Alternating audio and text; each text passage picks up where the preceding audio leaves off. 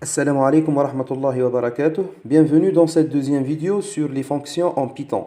Sachant que dans la première vidéo, on a vu une trace d'exécution d'une fonction en Python, c'est-à-dire comment appeler une fonction et la notion de passage de paramètres. Le but de cette vidéo est de comprendre l'emboîtement ou bien la notion d'emboîtement des sous-programmes.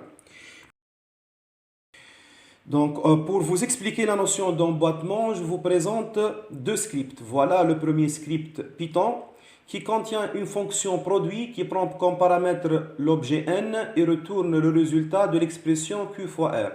Et une deuxième fonction somme qui prend comme paramètre deux objets a et b et retourne le résultat p et l'instruction d'appel de la fonction somme. Et dans la fonction somme, on a appelé la fonction produit deux fois.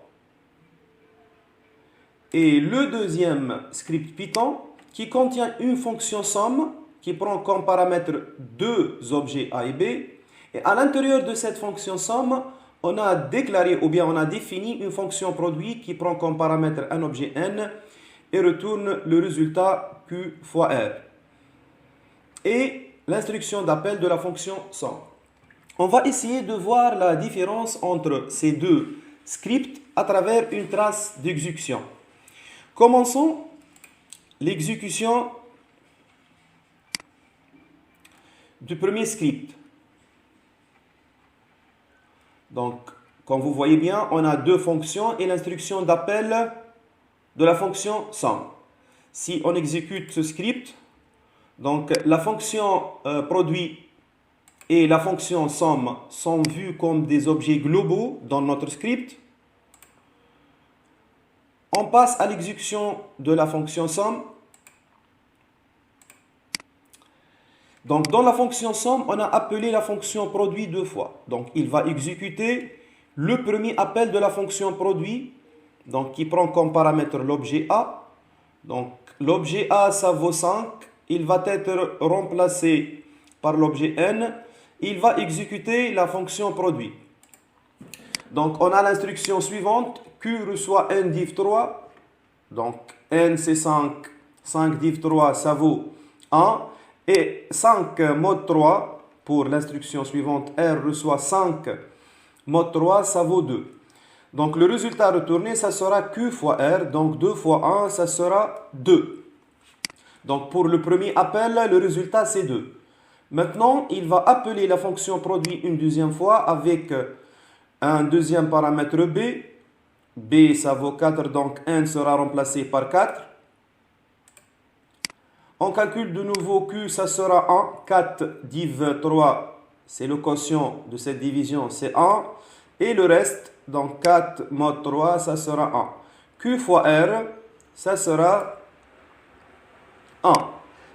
Alors, dans le deuxième appel de la fonction produit, le résultat, c'est 1. Donc, P, ça sera 2 plus 1.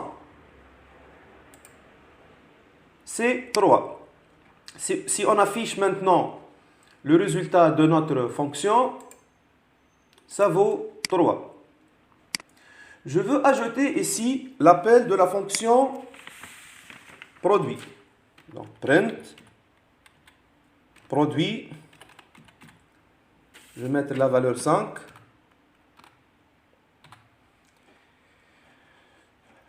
Donc, lors de l'appel de la fonction produit dans notre script, donc il a exécuté la fonction produit et il a retourné le résultat 2.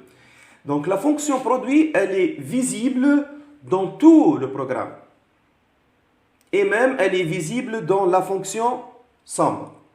C'est-à-dire, la fonction produit, elle est visible à l'intérieur de la fonction somme et en dehors de la fonction somme. Passons maintenant à l'exécution du deuxième script. Le deuxième script, on a défini la fonction somme à l'intérieur, ou bien la fonction produit à l'intérieur de la fonction somme. Donc, je vais enlever cette ligne. Et essayons d'exécuter à nouveau ce script.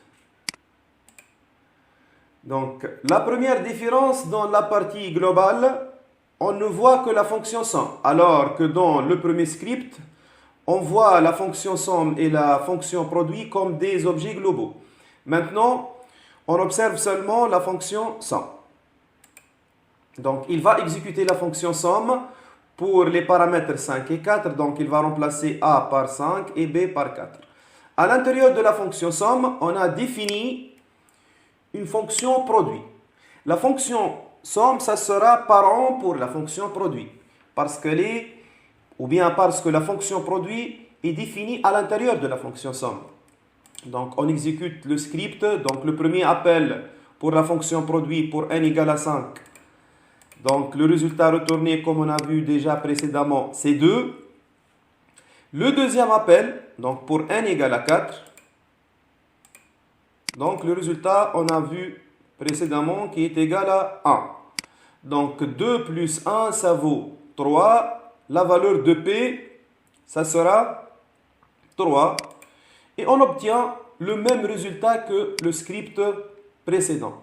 Sauf que la différence, lorsqu'on ajoute la ligne suivante, donc print produit de 5, c'est-à-dire lorsqu'on appelle la fonction produit en dehors de la fonction somme, il va générer un message d'erreur. Donc, produit is not defined.